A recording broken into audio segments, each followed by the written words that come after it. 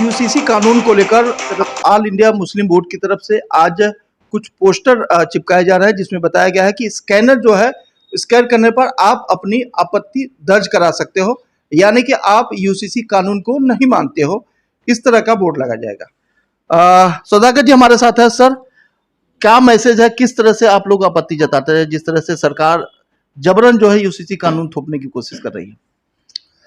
मैं आपको बताना चाहता हूं, मोदी जी कभी भी मतलब में रात को सो जाते हैं, सुबह में उठते हैं, समझेगा नहीं, अपनी मर्जी में जो भी आता है वो कानून थोपने का हमेशा काम किया है। चाहे उनको नोटबंदी याद आया, चाहे उनको 370 याद आया, चाहे 3 तलाक आया, समझेगा नहीं, बस जो और अभी ला के आया है खड़े करके यूसीसी। तो मैं आपको ये बताना चाहता हूँ कि ये हमारे कल जमीयत उलमा हिंद की मीटिंग हुई थी, उसके अंदर सब बात हो गया है। हम इसकी दर्ज जताएंगे और उसका मतलब में विरोध करेंगे। और ये चीज़ जो हमारी शरीयत के अंदर जो दखल करने का कोई भी कानून आता है, उसको कोई मुसलमान बर्दाश्त नहीं करेगा। सबसे पहले तो हिंदू भाइयों में भी एक नहीं है, जब वो उससे नाराज़ हो गए हैं तो फिर हमारी बात ही अलग है। मैं आपको एक बताना मिसाल देना चाहता हूँ। निकाह मुसलमान करता है, हिंदू समाज में 7 फेरे होते हैं। इसी तरह जो भी चीज़ होती है वो शरीयत का माजरा अलग है, हमारा अलग है, तुम्हारा अलग है। तुम ये कानून कैसे बनाओगे? समझेगा नहीं, ये चीज़ होने वाली नहीं है, कोई मानने वाला नहीं है, समझेगा नहीं। लोगों को भड़काने वाला काम है, 2024 में इलेक्शन जीतने वाला एक काम है। मैं आपको बताना चाहता हूँ, लोग पूरा समझते हैं, अब तो तोड़ फोड़ की सरकारें बनाने का काम करते हैं। इसके लिए मैं बोलता हूँ इसी का विरोध है और हम लोग दर्ज भी कराएंगे। और ये बिल्कुल इसको कोई मानने को तैयार नहीं है। ये तो पूरी जनता, यानी अगर तुमको कोई चीज़ लाना है, जाओ ना भाई, मुसलमानों को बुलाओ डेलीगेशन को।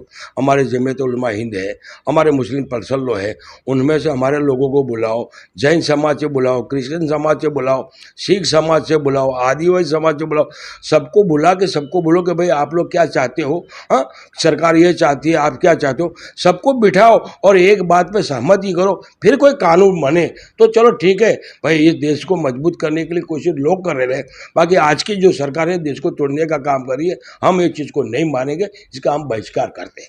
सौदागर साहब, जब भी कोई कानून आता है तो सबसे पहले उसके फायदे और नुकसान के बारे में उस समाज को समझाया जाता है कि आप अपने समाज को लेकर समझिए। आपने जैसा कहा कि किसी भी समाज को अगर आप कानून बनाते हैं उसके डेलीगेट्स को बुलाइए, उसे समझाइए, बाकी लोगों को समझाइए। लेकिन ऐसा क्या प्रधानमंत्री नरेंद्र मोदी के द्वारा या भारतीय जनता पार्टी के द्वारा किसी तरह का कोई जानकारी दी गई है कि इस कानून से फायदे क्या होने वाले हैं, नुकसान क्या होने वाले हैं? मैं आपको बताना चाहता हूं, अरे मेरे भाई, ये नोटबंदी जो किया सबसे बड़ा कांड था, समझेगा नहीं। हाँ, गवर्नर नाराज थे और अपनी मर्जी से ये चीज़ कर दिया है, समझेगा नहीं। ये सब कुछ बन जाते हैं, जितनी संस्थाएं उसके सब कुछ बन जाते हैं, बात समझेगा नहीं। अरे मेरे भाई, हिंदुस्तान भारत देश के अंदर 750 किसान मर गए। क्या ऐसा आंदोलन आपने कभी देखा है? दुनिया में कहीं भी इतना बड़ा आंदोलन आपने देखा है? राजीव गांधी के टाइम पे राकेश टिकट के बाप महेंद्र टिकट जब 50,000 का आंदोलन लेके निकले थे, हाँ, 8वें दिन तो कांग्रेस और राजीव गांधी हिल गए और उनकी सारी शर्तें मान ली। हाँ, ये इसको बोलते हैं सरकार, इसको कहते हैं लोगों का सामना कुछ देखना, लोगों का फायदा सोचना, लागों के जो मुद्दे उसको कबूल करना।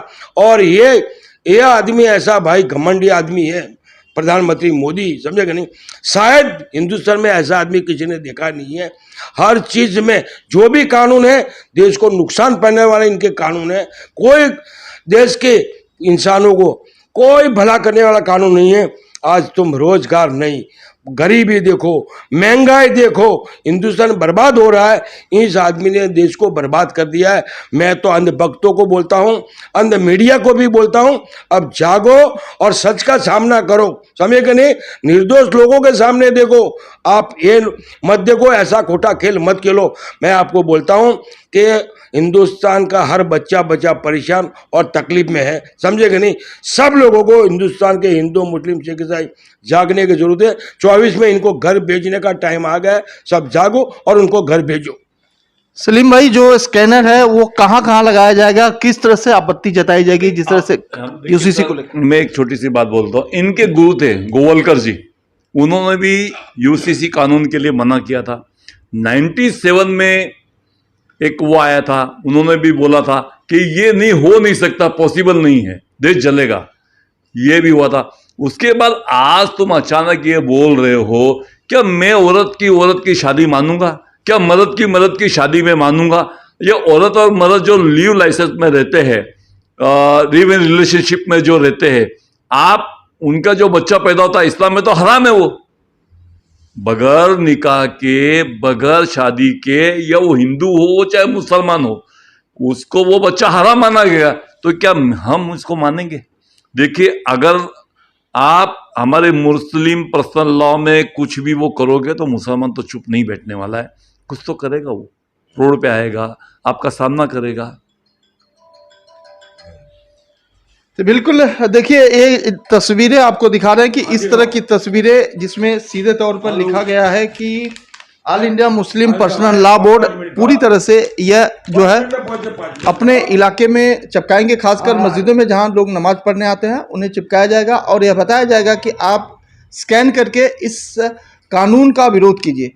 बिल्कुल, क्यों नहीं? क्योंकि लगातार जिस तरह से बिना किसी समाज के डेलीगेट से बातचीत किए हुए इस तरह का कानून, खासकर मुस्लिम समाज सहित तमाम अन्य समाज, हिंदू समाज की भी अगर हम बात करें तो वह भी समाज का कई तबका इस कानून को मानने के लिए किसी भी हद में तैयार नहीं है। लेकिन अगर प्रधानमंत्री नरेंद्र मोदी या फिर देश का जो बड़ा उच्च से उच्च जो संविधान है उसे नहीं अगर बदलाव करता है तो उनका सामना करने के लिए भी लोग तैयार है, सामना करेंगे, लेकिन ऐसे कानून का वह नहीं मानते हैं और इसका विरोध भी करते रहेंगे आखिरी दम तक।